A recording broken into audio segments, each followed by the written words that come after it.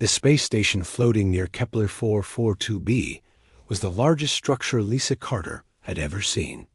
It stretched across the darkness like a metal city, with lights blinking along its surface. The human shuttle moved slowly toward the docking bay, and Lisa pressed her face to the small window to get a better look. "First time seeing the Galactic Council Station?" asked Admiral Jake Thompson, sitting across from her. His gray uniform was perfectly neat, but Lisa could see worry lines around his eyes. "Yes, sir," Lisa replied. "It's bigger than I thought it would be." The shuttle shook slightly as it entered the station's artificial gravity field. Lisa checked her tablet one more time, reading through the peace treaty terms that had brought them here. The document was 47 pages long, written in careful diplomatic language that made her head hurt. Captain Ryan Brooks looked up from his own reading. "This whole thing still doesn't feel right to me. Why are they so eager to make peace all of a sudden?" Admiral Thompson was quiet for a moment. "Because they're scared of us, Ryan. They won't admit it, but they are." The shuttle docked with a soft bump, and the three humans gathered their belongings. Outside, the station was even more impressive. The corridors were wide enough for the largest alien species, with different atmosphere controls for different breathing requirements. Strange creatures walked past them, some on legs, some floating, some moving in ways Lisa couldn't quite understand. Tall alien with bug-like features and transparent wings approached them. Its voice came through a translation device that made it sound mechanical. "Ambassador Carter, I am Chancellor Vex of the Zephyrians. Welcome to the Council Station." Lisa shook the alien's strange hand, trying not to show her nervousness. "Thank you, Chancellor. We appreciate the invitation. The council chamber is this way. We have much to discuss." They walked through corridors filled with aliens from dozens of different worlds. Lisa recognized some species from her studies: the floating jellyfish-like beings from the Aquatic Union, the rock creatures that were part of the Crystalline Collective, and the mechanical robots from the Robotic Alliance. But there were many others she had never seen before. The council chamber was enormous, with seats arranged in a giant circle. Each section was designed for different types of alien bodies. The human section seemed tiny compared to the others. With just 3 simple chairs as they took their seats, Lisa looked around at the other delegates. There were 47 different species represented, and she could feel all of them watching the humans with interest. Some looked curious, others looked worried, and a few looked like they didn't want humans there at all. Chancellor Vex stood at the center of the chamber and began to speak. "Today, we gather to offer humanity a place in the galactic community. For too long, your species has expanded without guidance or limits. This has caused concern among the established civilizations." Admiral Thompson leaned over to whisper to Lisa. "Here it comes. The terms we offer are generous," the Chancellor continued. "Humanity will agree to stop all military expansion beyond your home solar system. In return, we will provide you with protected status and favorable trade agreements with the inner worlds." A delegate from the Hive Confederation, a creature that looked like a giant ant, added her voice. "These terms will ensure peace between our peoples. No more competition for resources or territory. No more concerns about human aggression." Lisa felt her anger growing, but kept her face calm. Protected status meant they would be treated like children who couldn't take care of themselves. The trade agreements would make Earth dependent on alien technology and resources. Captain Brooks was reading through the full treaty on his tablet. His face was getting redder by the minute. Lisa could see him making notes about the parts that bothered him most. A crystalline being that sparkled in the chamber's lights spoke next. "Surely, Ambassador Carter, these terms are more than fair for a species of your current development level?" Lisa stood up slowly, feeling the weight of every alien gaze upon her. "The United Earth government appreciates the Council's offer. However, We will need 48 hours to review these turns carefully. The chamber fell completely silent. Lisa could hear her own heartbeat in the quiet. Several aliens began making strange noises that she assumed were expressions of surprise. Chancellor. Vex's wings buzzed with what Lisa thought might be confusion. Ambassador. No species has ever requested time to consider such favorable terms. These agreements offer your people safety and prosperity. As I said, we need time to think about this. An alien made of what looked like living water rippled in its environmental suit. But surely you understand that refusing our protection would be ... unwise. There are many dangers in the galaxy for an unguided species. Lisa felt the threat behind the polite words. We understand the risks, Delegate. We also understand the importance of making informed decisions. Admiral Thompson stood beside her. A human delegation requests permission to retire to our quarters to discuss these terms privately.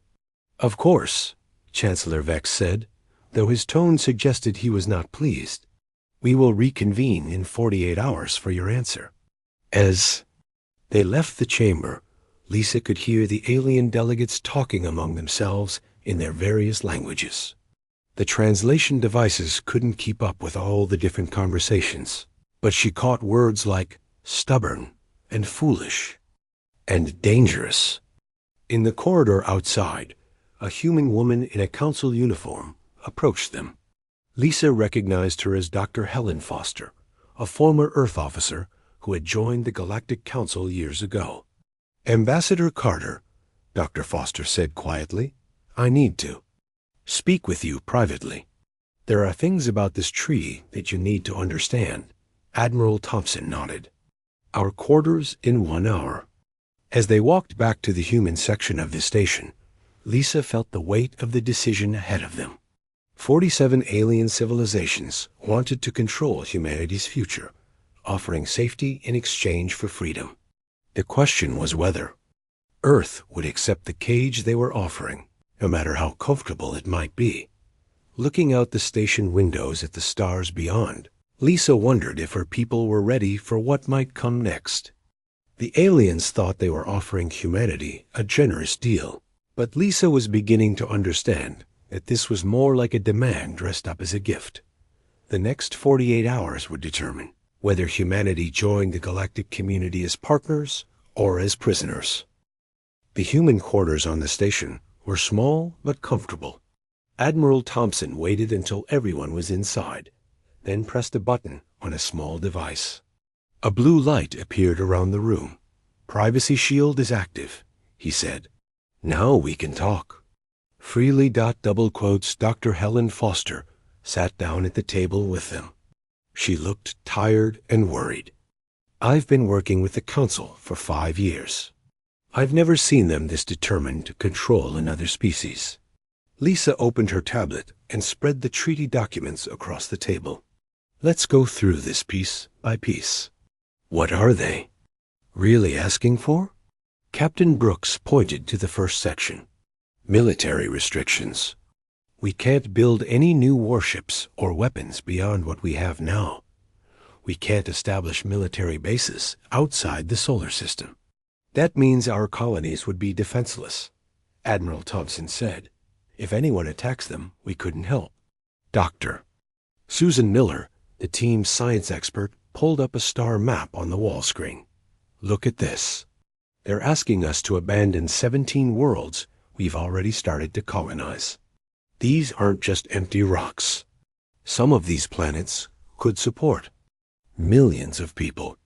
Lisa studied the map carefully. The 17 worlds formed a rough circle around human space, like a wall keeping them trapped inside. They've thought about this for a long time. These aren't random choices. Dr. Foster nodded grimly. The Council has been planning this for 3 years. Ever since you established the colony on New Boston. That's when they realized how fast humans could spread. How fast compared to what? Captain Brooks asked.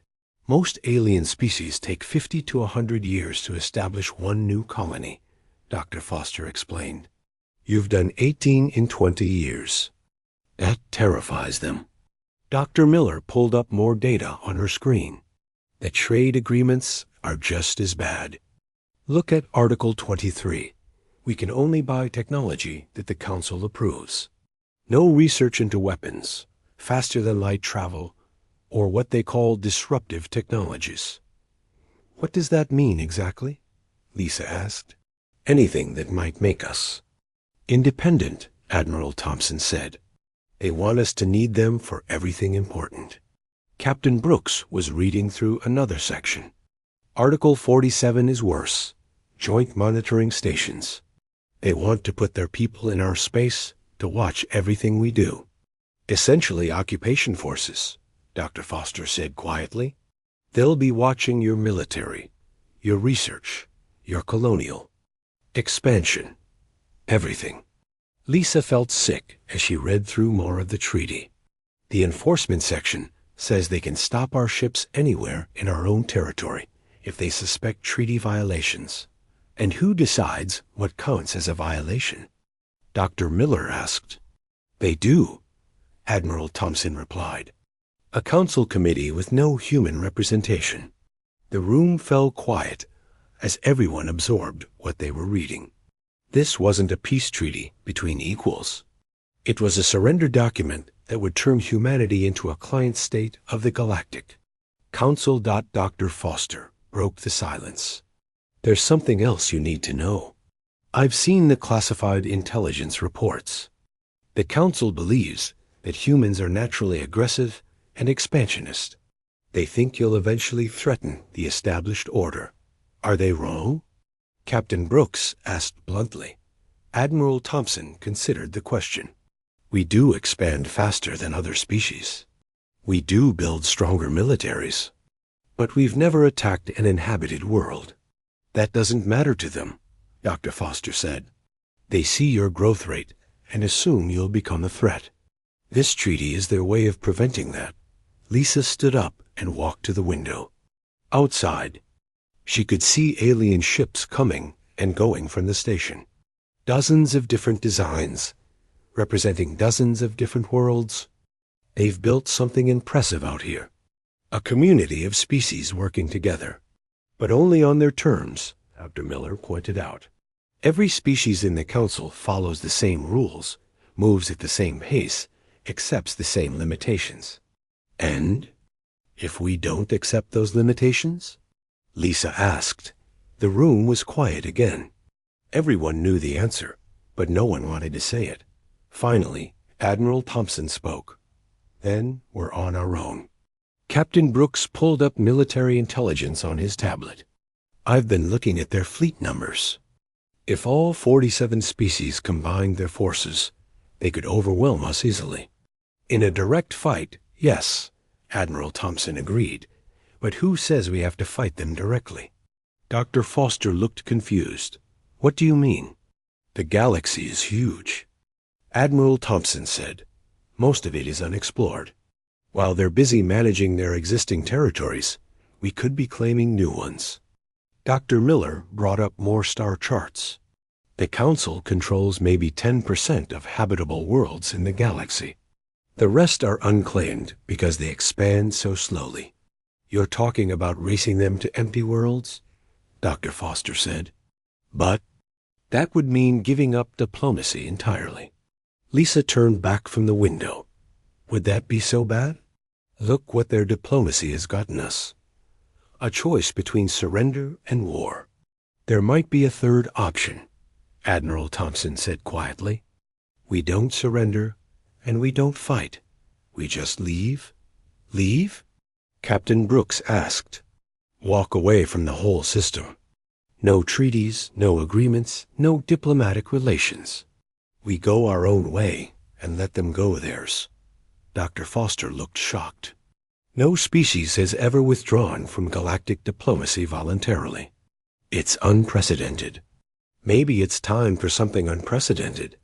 Lisa said they spent the next several hours going through every section of the treaty, looking for any acceptable alternatives. But every article led to the same conclusion. The Council wanted to control humanity's future, offering safety in exchange for freedom. "The question is simple," Admiral Thompson finally said. "Do we accept their protection and their limits, or do we reject both and face whatever comes next?" Lisa looked around the table at her team. These people would help make the decision that shaped humanity's future among the stars. We need to think about what kind of species we want to be. Do we want to be safe, or do we want to be free? "We can't be both?" Dr. Foster asked.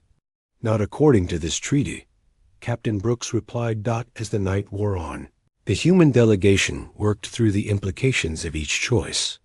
Accept the treaty and humanity would survive, but never truly thrive. Reject it and face the unknown dangers of an unfriendly galaxy. But as Lisa read through the restrictions one more time, she realized the choice wasn't really about safety versus freedom. It was about whether humanity would shape its own destiny, or let others shape it for them. Outside the window, the stars waited for an answer. The council chamber was full of excited chatter when the humans arrived. Lisa could see the alien delegates talking among themselves with what looked like satisfaction. They clearly expected good news.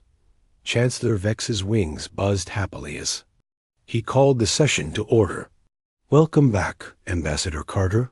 We trust you have had sufficient time to consider our generous offer." Lisa walked to the center of the chamber, her footsteps echoing in the large space. Admiral Thompson and Captain Brooks stood behind her, their faces showing no emotion. Around them, 47 different species waited for humanity's answer. Delegate from the Hive Confederation made clicking sounds that the translator turned into words. Surely there can be only one reasonable response to such favorable terms. Lisa took a deep breath and looked around the chamber. Every alien eye, sensor, and optical device was focused on her. The weight of humanity's future rested on the words. She was about to speak. "The United Earth government has carefully reviewed the proposed treaty," she began, her voice carrying clearly through the chamber. "After extensive consideration of all terms and conditions, we must respectfully decline your offer." The silence that followed was complete.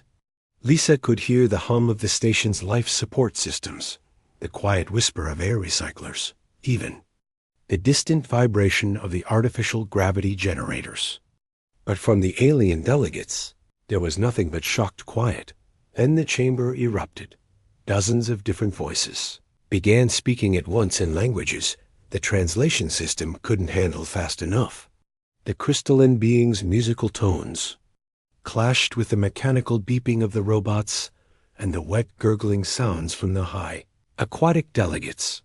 Chancellor Vex had to use a sonic pulse to restore order. When the noise died down, his translator made his voice sound more metallic than usual. "Ambassador Carter, I fear there has been some misunderstanding. Perhaps you need more time to fully appreciate the benefits of this agreement." "There is no misunderstanding," Lisa replied calmly. "We understand the treaty perfectly. You are asking us to abandon 17 of our colonies, accept permanent restrictions on our military and technology development, and allow foreign monitoring. Stations in our territory. These are not terms of peace. These are terms of surrender." A delegate from the robotic collective, its optical sensors glowing red, spoke in electronic tones. "But the alternative is war, Ambassador Carter. You cannot hope to prevail against the combined might of 47 civilizations." Lisa smiled, and something about that smile made several aliens step back nervously. "You assume we intend to fight you." The chamber fell silent again. This time, the quiet felt different. Dangerous. Admiral Thompson stepped forward. "The United Earth government hereby announces its complete withdrawal from all galactic diplomatic relations. Effective immediately, we are recalling all human ambassadors, closing all human embassies, and ending all official communications with the Galactic Council." The shock on the alien faces was easy to read, even across species barriers. A floating jellyfish-like creature from the Aquatic Union pulsed with what looked like panic. This is impossible. No species has ever voluntarily isolated themselves from the galactic community. Then we will be the first, Lisa said simply. Captain Brooks pulled out a datapad and began reading from it. All human diplomatic personnel will depart Council territories within 72 hours. All trade agreements between human colonies and Council species are hereby terminated. All scientific exchange programs are canceled. Chancellor Vex's wings were beating rapidly now, creating a high-pitched whining sound. You cannot be serious. Without the Council's protection, you will be vulnerable to raiders, hostile species, natural disasters. We have survived natural disasters before, Admiral Thompson replied. As for raiders and hostile species, we will deal with them as we see fit. A rock creature from the crystalline collective rang out in harmonic distress. But what about the territorial expansion protocols? The weapons development treaties? The resource-sharing agreements? Lisa's smile became even more unsettling. What about them? We never signed those treaties. We're not bound by agreements we never made. The full implications of this statement hit the alien delegates like a physical blow. If humans withdrew from all diplomatic relations, they would not be bound by any of the careful rules and restrictions that had kept galactic civilization peaceful for thousands of years. Dr. Foster, watching from the observation deck, felt her blood turn cold as she realized what the humans were really doing. They weren't just rejecting the peace treaty. They were rejecting the entire system of galactic law and order. A delegate from a species Lisa didn't recognize stood up on multiple legs. You speak of leaving our community, but the galaxy is not empty. There are other species, other territories, other claims to consider. Are there? Captain Brooks asked innocently.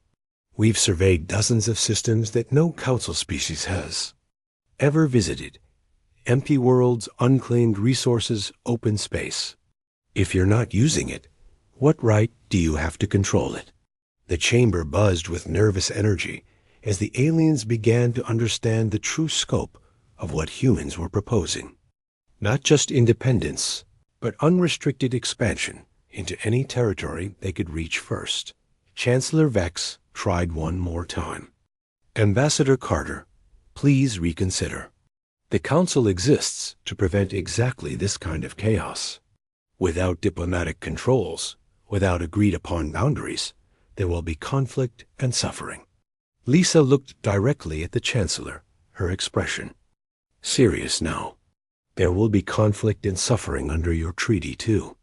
The difference is that your way guarantees human suffering for the benefit of everyone else. Our way leaves the future open. An open future is an uncertain future. The Hive Queen voice buzzed anxiously. Uncertainty leads to war.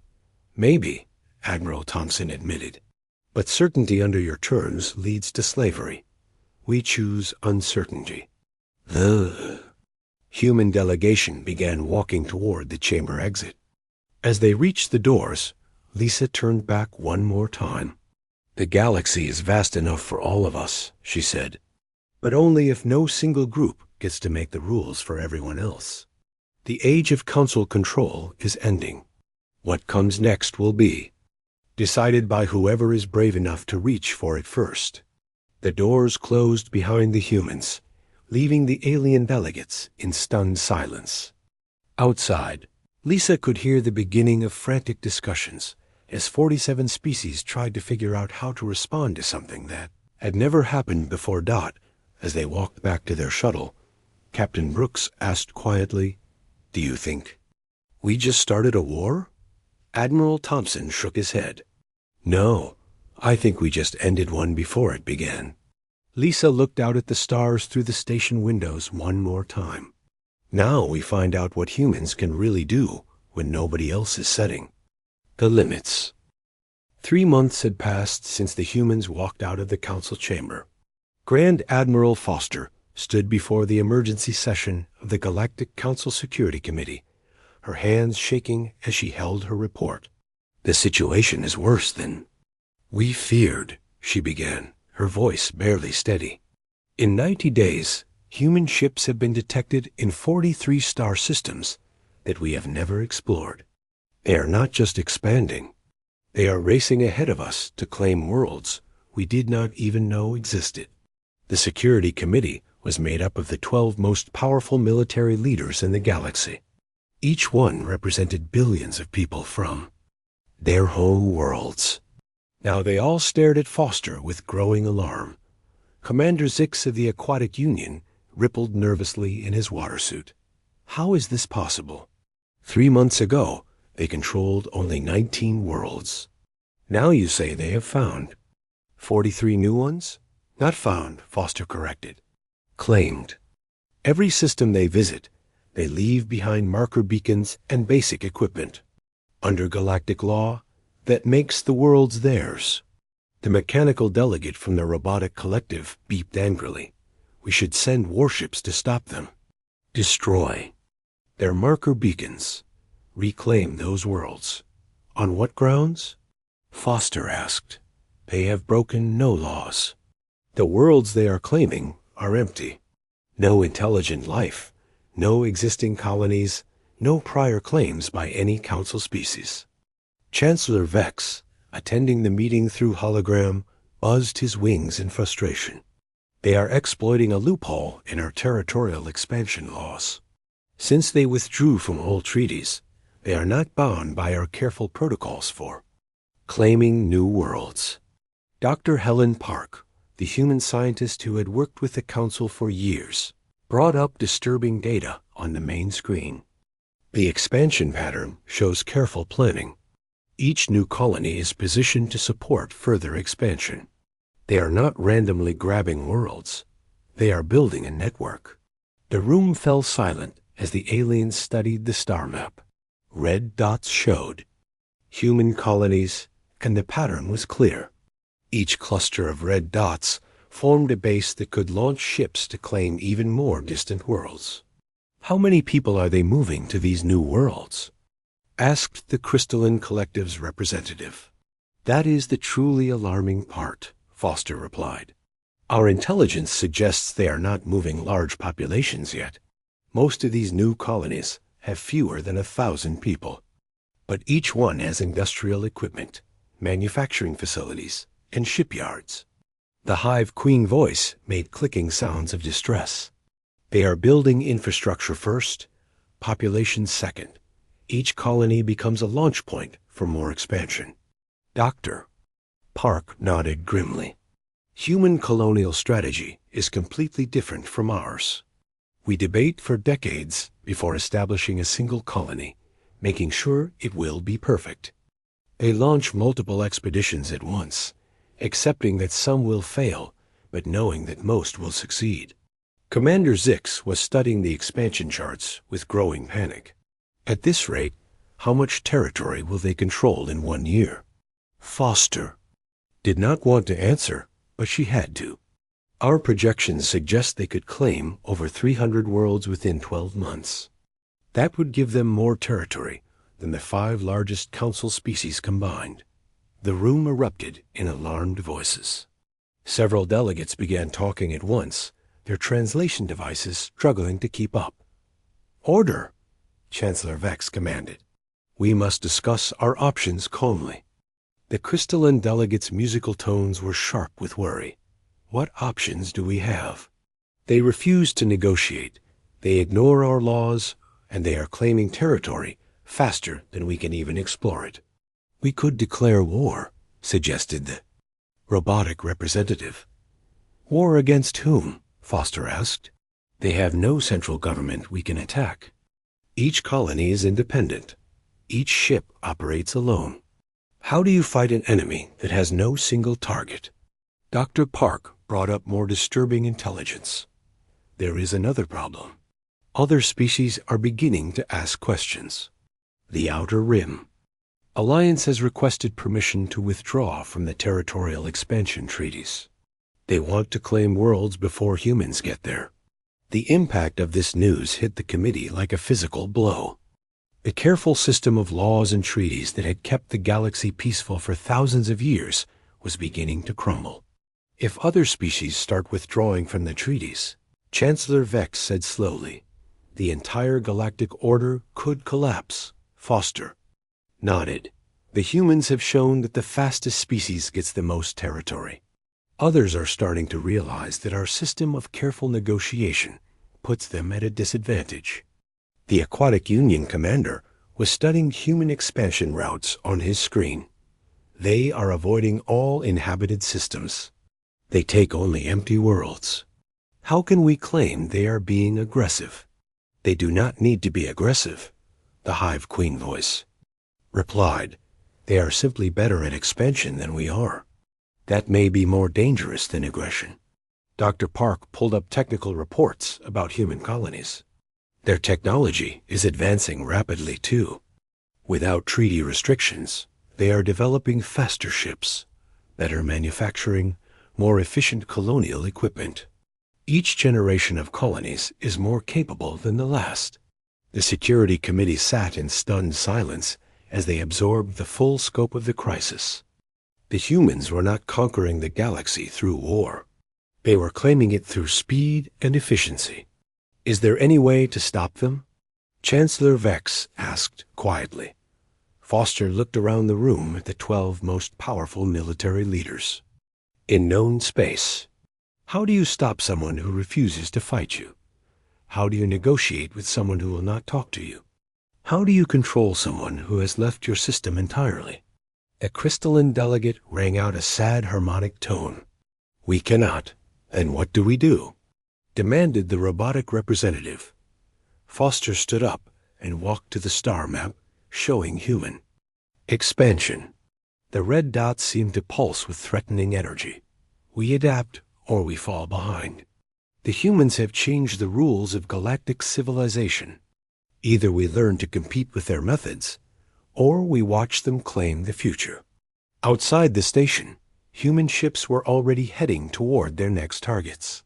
Worlds that had waited billions of years for intelligent life were about to become human colonies.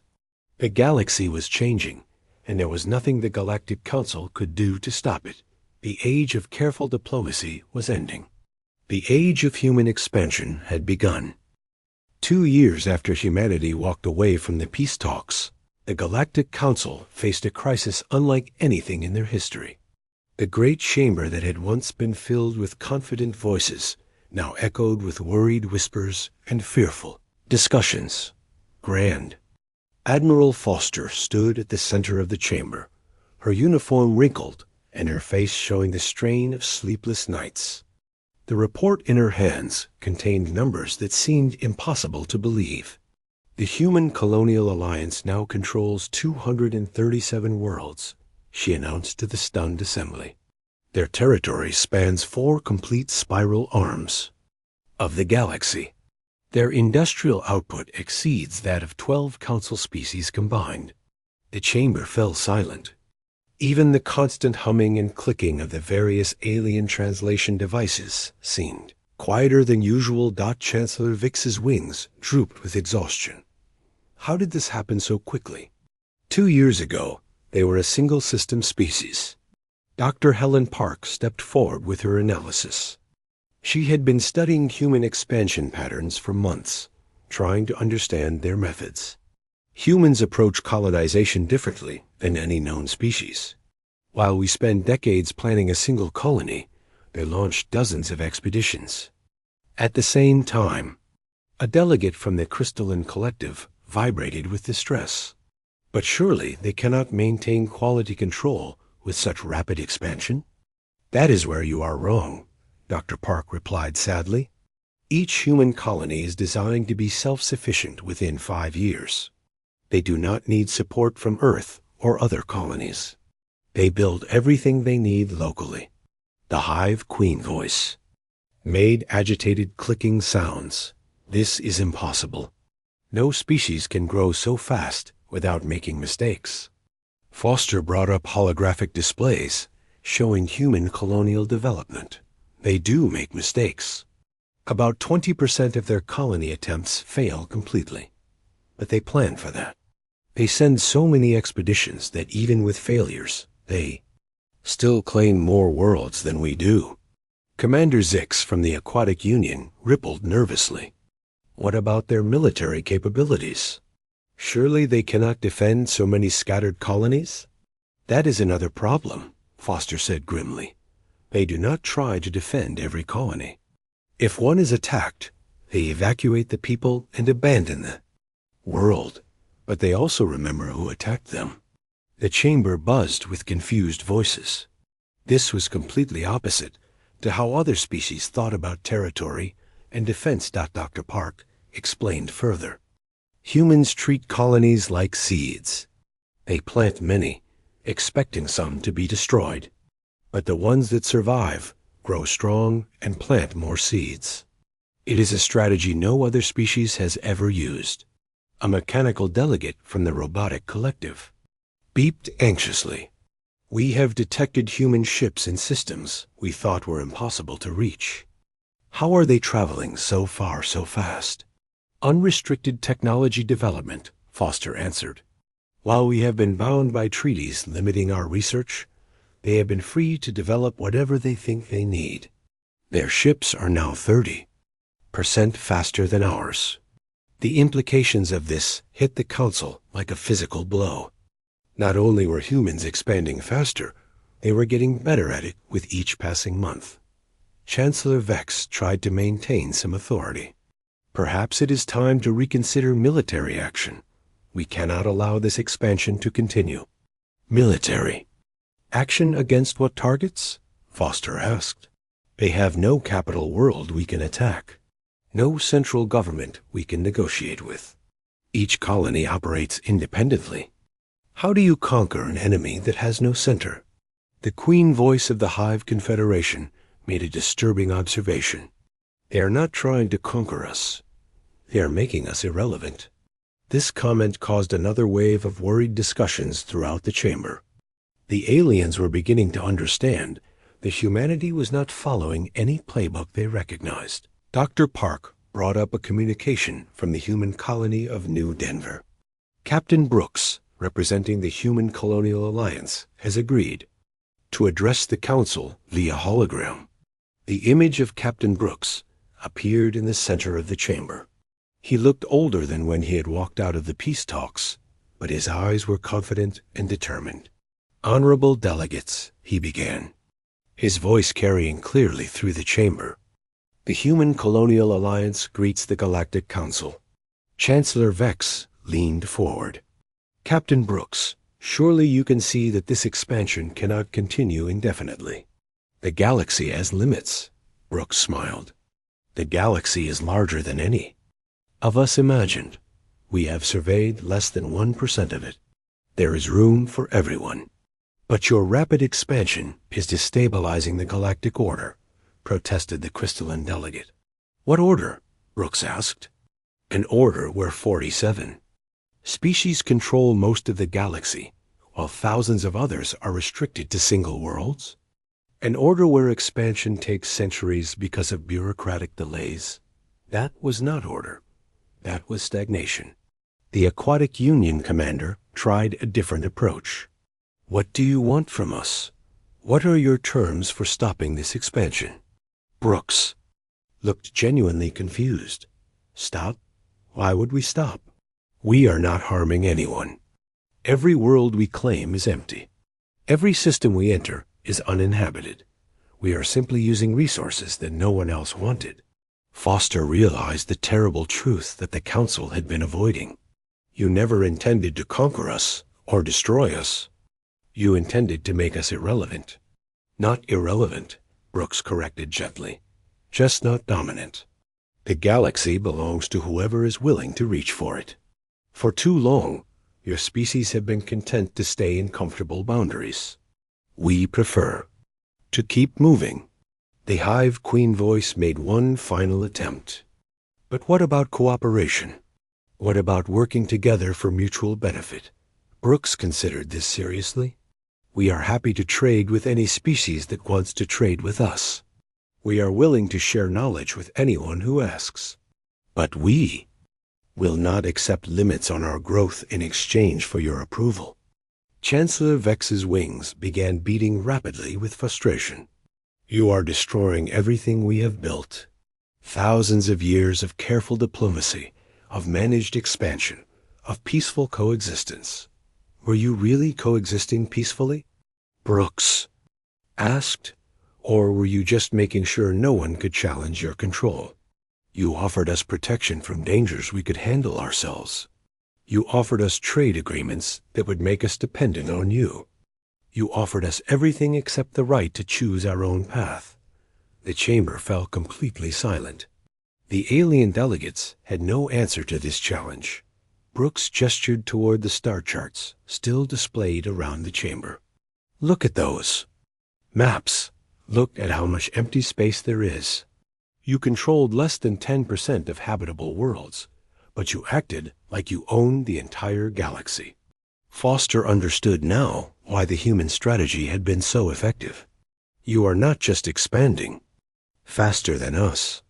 You are showing other species that expansion is possible." "Exactly," Brooks nodded. 3 other species have already asked us for advice on rapid colonization techniques. The Outer Rim Alliance has announced plans to establish 50 new colonies. In the next year, the galaxy is waking up. The implications hit the Council with crushing force. Humanity had not just refused their control. They had inspired others to do the same. "The old system is ending," Brooks said simply. "What comes next will be decided by whoever is brave enough to reach for it. The galaxy is big enough for all of us, but only if everyone gets to compete fairly." As Brooks' image faded from the chamber, the alien delegates sat in stunned silence. Outside, human ships were already heading toward their next destinations, carrying people and equipment to worlds that had never known intelligent life. The age of controlled expansion was over. The age of human-inspired growth had begun. And there was nothing the Galactic Council could do except try to keep up or be left behind in the dust of their own outdated restrictions.